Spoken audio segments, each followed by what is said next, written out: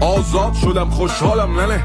افراسیاب برنامه‌اش بود همه سپاهیان و پهلوانای ایرانی رو دونه دونه مثل نوذر سر بزنه و دریای خون را بندازه. اغریرث داش کوچیکه افراسیاب که برخلاف داداشش آدم خردمندی بود، بیا آمد خروشان به خواهشگری که داش گلم. الان ما این همه سرفراز گرد و سوار و اینجا، اونم نه با ترگ و جوشن، نه در کارزار، بخوایم سر بزنیم. اصلا در شأن ما و شما هست وسط میدون اینا رو بکشی، مردم میگن دمت گرم چه پهلوانی. ولی اینجوری اینا میشن مظلوم داستان. شما از خون اینا بگذر و بسپرشون به من، بر ایشان یکی قار زندان کنم، نگهدارشان هوشمندان کنم. برای اولین بار افراسیاب یه ذره از حرف اغریرث خوشش اومد، گفت باش، فقط ببرشون ساری، به قلب به مسمار و خاری. اغریرث اونا رو برد ساری. ساریجشون به دیگه نتونده.